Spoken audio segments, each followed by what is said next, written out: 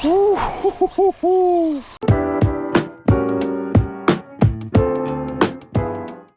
right, guys, before we get this video started, just a quick shout out to Chicagoland RC. This is where I picked up my Kagama 4S. They got it in stock online for you guys. So if you go there, chicagolandrc.com, you can pick one up and use the code Chicago10 and save 10% off your order, and you get free shipping. So go to Chicagoland RC and purchase your 4S Kagama today. The teamcorally Kagama 6S is already one of my most favorite cars I have in my lineup. It's tough, it's durable, it takes a wallop and a beating, guys. So when teamcorally said they were coming out with a smaller version of this, oh, you know I had to get it. Check it out, y'all. And here we are. The new 4S version of the Kagama. This is the Kagama 4, the newest offering from teamcorally, guys. And ask me, it looks really, really good. Right, so this Kagama is supposed to be a trugified version of the Syncro 4, and we're definitely going to take a look and compare both of those. Got the old Skeeter tires on here. I've never had the Skeeter, so I'm wondering how that's going to be. This will be my first time actually ever with these tires, but they feel good. I kind of like how they bulge out a little bit. I think that's going to be nice for when you're jumping and stuff, and depending on how you land, just a little extra cushion right there if you land the wrong way. So I do like that, guys. And I also love the fact that it's got a wheelie bar. Do you know how many times I have said in videos with my Kagama or any of my teamcorally cars, like my Chronos, I was like, man, I really need to get a wheelie bar for this. And they actually put the wheelie bar on here. So I like that fact as well, guys. No clipless body. We haven't gotten there yet with the Corrales, like some of the other cars, especially with like Arrma's new offerings. But here we go, guys. Take a look at this. This is probably the cleanest that you'll ever see this car be again. And from the inside, it does look like a Syncro, with the exception of this mount right here, which is going to help protect the body and rollovers and stuff like that. That's stuff that you don't need to have in a buggy. But let me get the Syncro out. Let's compare the Syncro real quick. So just to take a look, you can see they are the same length. They both have metal chassis at the bottom, although the Kagama has more protection, skid plate protection going on here than the Syncro does, as you can see. Nothing really protection wise as far as that goes there, but let's go ahead and pop this body off of here real quick. And you guys can see it's pretty much the same layout, which all Corrali stuff pretty much is the same layout. So another difference that I notice here is that this has a center bracing on here, as well as this. Oh, and they got the, I guess that's for my GNSS GPS. If I wanted to measure the speed or the height or distance on this thing, they have it on here. As you can see, there's no center brace here on the Syncro 4, but the layout is exactly the same. Same motor, 725, same ESC as the Torox 135 in here. It's got the composite shocks, which I actually do feel like they perform pretty good on here. You know, I have the Spark and they have the metal shocks on here, but these composite ones are pretty tough. They're pretty durable, guys. So I have no complaints on that with the Syncro, and I'm not thinking I'm going to have any with the Kagama 4. So I am interested to get this thing out and see what it can actually do. So that's what's nice about this, is that you have both of them and they have parts compatibility, which makes it easier to get parts. Of course, if you're in the US, that still somehow remains a little bit of an issue, as your local hobby shop doesn't necessarily carry teamcorally stuff. My local hobby shop over in Colonial Heights is starting to get into that and carrying parts, so hopefully others will start jumping on board with that soon. Another thing that I heard that they have now on here too, going back on here, is that these wheel nuts are now serrated. So definitely of plus Corally. I love that fact that those are, because I have lost enough wheel hexes, and I've pretty much changed all of mine over to serrated anyways. So I'm glad to see that Corally has listened to us and decided to go ahead and put that back on there on their cars. They're kind of marketing this towards beginners a little bit. They did that with the Syncro as well. So in doing that, they have the motor mount, which you can't really see here, but the motor mount only has an option for 3 different pinions. This comes with a 13 tooth, but it has an option for a 15 and a 17 with pre-drilled holes already in the motor mount. I know for some of us more experienced guys who know how to do gear mesh and stuff like that, that's not necessarily something that we're going to want, because we like to have options. I know with my Syncro over here, I took my motor mount that's in here, because this is a sliding motor mount that came out of my Radix 4, and I put it in here.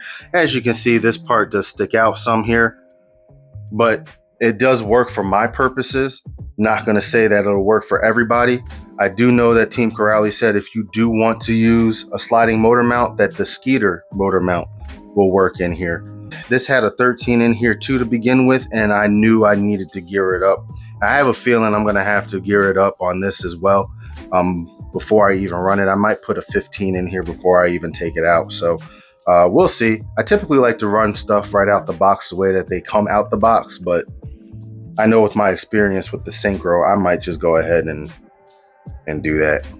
All right, so obviously this comes with the controller, which is their CT2S controller. This is the controller that seems to be coming with a lot of their new cars. With the Syncro, this is the controller that I got, but we'll talk more about this controller in a little bit. They come with the antenna tube, longer antenna tube, because I tell you, I've lost quite a few of these. So it's nice that we can cut these down, put these on here, and when we lose them, because we will, we can just cut another piece off and put the tube back on there. And then we've got a couple of manuals here. This is for the controller. We got the instruction manual for the Kagama itself, which should have a bunch of great useful stuff in here. Oh wait, here we go. Check this out. So if you had any questions, because it does say 45 off the out the box here, you got any questions here with the 13 tooth pinion, this is what it's saying, 43. So that's interesting. So this should do 43 out the box with the 13 tooth pinion. 15 should be 50. 17, they're saying 53. Well, we'll have to try that. That is a big jump. I also do like how they have this stuff in here too, guys. So this talks a little bit more about that gear mesh that I was telling you about the motor mounting with the gear meshing adjustment. They've got a lot of useful information on here, in here, guys, in the manual. So this manual is actually worth keeping, believe it or not. And then we have, for the ESC, in here we have, yes, the programming here.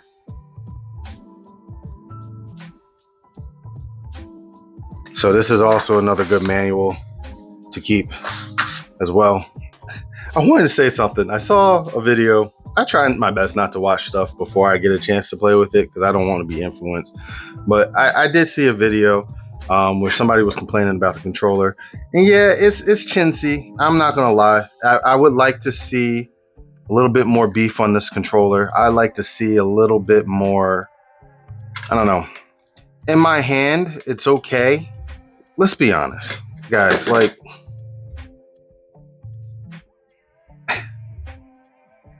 I mean, this is what we're getting now from all these manufacturers. It's not just Team Corally. Look, this is what Arma's giving us. Got nothing here. Like, they don't even want to stand up hardly by themselves. Like, this is what they all are doing now. And Arma is doing more of it, because you can see it even with the new 3S lineup that they got. They're all giving us controllers like this. So doesn't mean I'm a fan of it, but let's not just smack Team Corally over the head about their controller when literally Arma is doing the same thing, and it just is what it is. The other thing I wanted to demonstrate was this real quick. So let's take a look at this here. We have, you scan this here. And for some people, this wasn't working.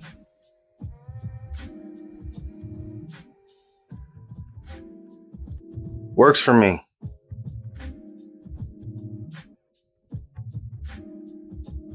Takes you to right where you gotta go for the Kagama 4S.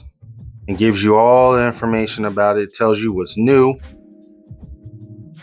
There you go, even more information about the motor mounts, everything. Everything that you're looking for is right there from this code.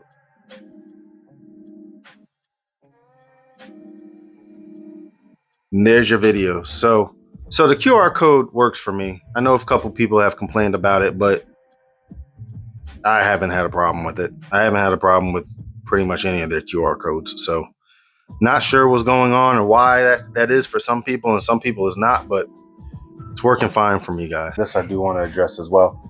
Stickers.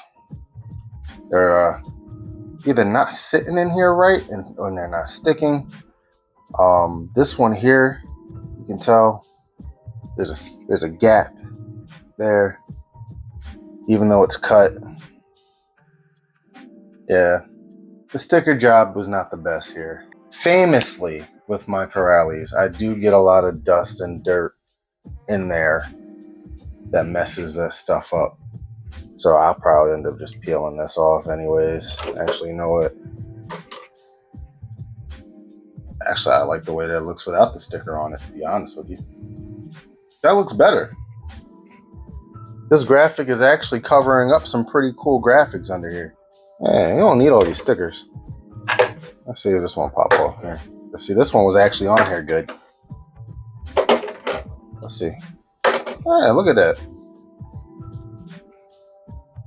What do y'all guys think? I actually like it more without the stickers on the front here. I'll take this one off too. See, look at this. This one, these were on here good.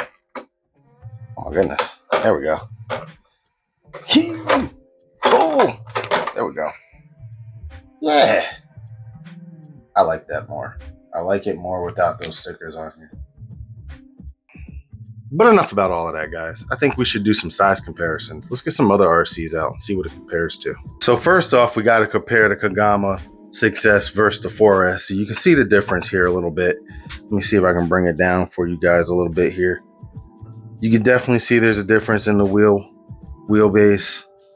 And you can see that there's a difference in size.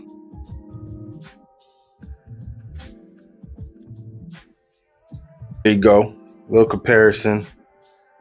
Kagama to Kagama. Here's one that you probably will want to see more of a comparison to. You got the Outcast 4S and the Kagama 4. And you can see wheelbase to wheelbase, they're about the same length. But the 4S Arma is definitely wider than the Kagama 4. So if we put this on top of it, you can definitely see the difference here. Tires are bigger. It doesn't really sit taller than the Kagama. They're about the same height. But one more comparison, guys, and this is what I think is going to be not necessarily the benchmark, but I think that these two are going to be something head to head. So here's the Red Cat Valkyrie, guys, and this is what I really feel like this is the most comparable to, is going to be this. As far as the size goes, you can see they're about the same length all the way around. They're about the same width. The Kagama is just a little bit wider. Just a little bit. This is going to be a comparison video I'm going to do between these two. We're going to get them both out at one time and do a video on them coming up, guys. But I just wanted to show you the comparison in the length and the size of a couple of the cars of its competitors. Like, this is what the Kagama is going up against on the market right now. This video is just about the Kagama 4S. So that's what we're gonna do, guys. We're gonna take this thing to our spot, give it a rip, and see what this thing's got. Stay tuned. All right, y'all, so we are out here with the Kagama 4, and a couple more changes I made to it real quick, guys. As you can see, I took some more of the stickers off. It's crazy how much is actually hidden by the stickers that they put on here, and I think it looks cleaner and better without some of the stickers. Like I had the exhaust sticker on here, there were a couple other stickers right there, so I took some more off, took something off the top, and I feel like it just looks better without the stickers. So my suggestion to Corally would be maybe less stickers is the way to go, instead of these stickers, all these extra stickers you guys are putting on here. I would maybe put some less stickers on here, because the car looks good to me even better without the stickers. So we're going to run this on 4S. I got my cnhl batteries in there, China Hobby Line. This is a 4S battery, 6200 milliamp battery, and we're going to give this thing a rip, see what it got, go from there. Oof. Steering trim is off a little bit. Ooh, it's got a ton of torque.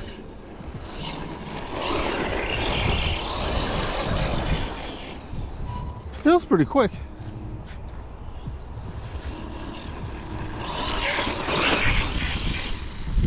It's pretty stable.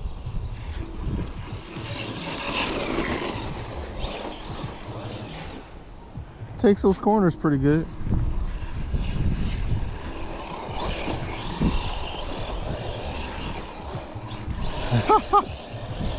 Look at that thing go.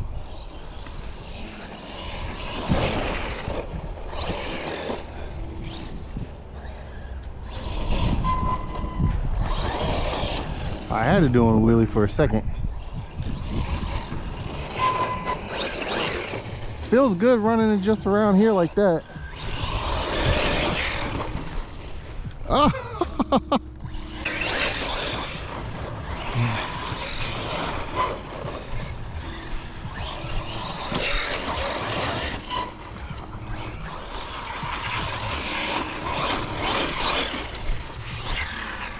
Oh yeah.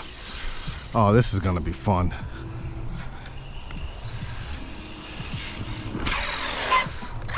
Ooh. Yes, sir. Ooh. All right. That's one thing I'm noticing right now. Doesn't have a lot of wheel speed.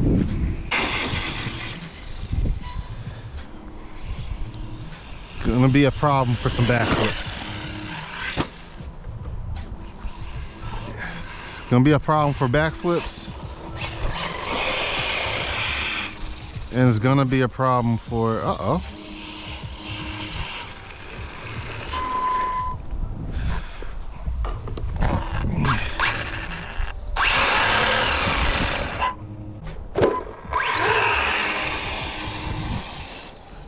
Uh-oh.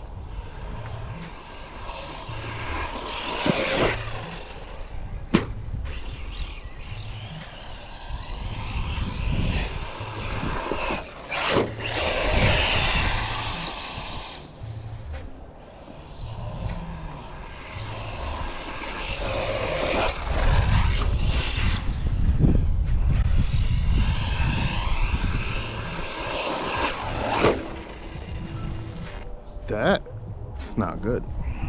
The pin in here is broke or is gone. Like, that's the same thing that happened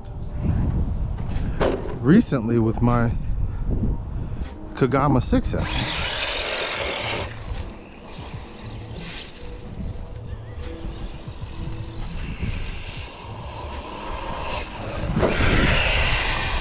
Huh. Well, that takes away from the fun a little bit. Still gets up there. But man, I could do a lot more if it wasn't for that. That's disappointing. This car has some potential, that's for sure.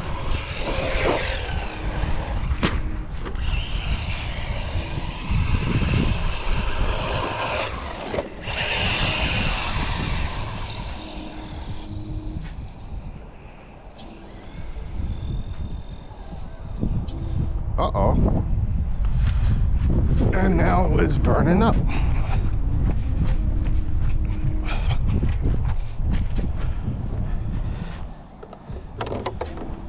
We got smoke.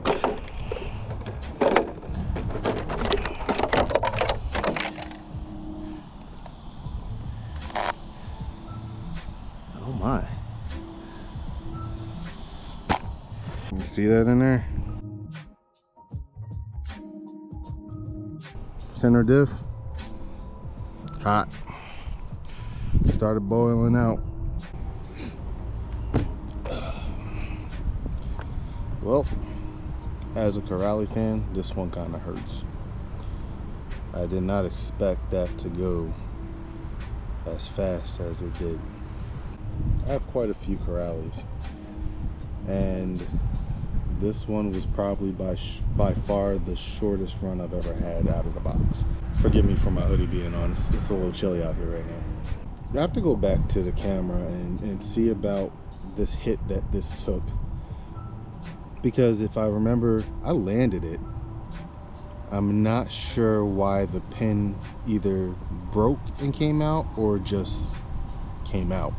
I did go ahead then afterwards and kept driving the car for a little bit. I wanted a little bit more footage, and then I wanted to explain, you know, kind of what happened afterwards. But before we even got to that, it looks like I've burnt out my center diff, which again, I was driving it on 3 wheels.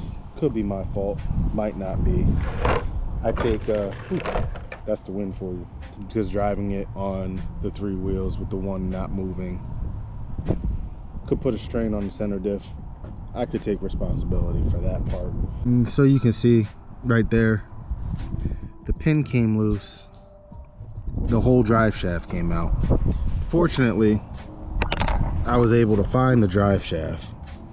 It looks fine, except for, you know, that part is gone.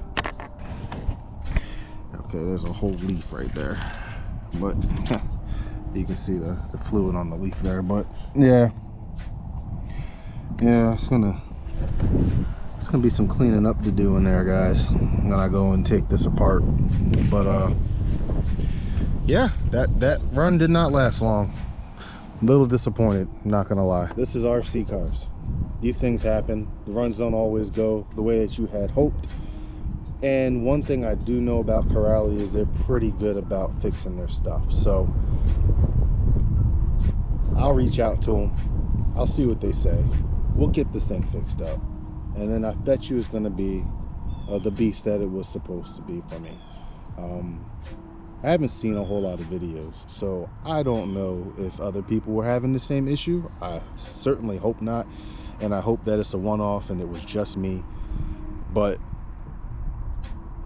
we'll get it fixed up and get it back out, guys. So next video, hopefully you'll see it back out here. It'll be a longer video. I'll maybe have the Red Cat out at the same time, do a comparison between the two, and go from there. So if that's something that you guys want to see, please stay tuned to the channel. Give me a like, give me a subscribe, and I'll catch you guys on the next video. Peace.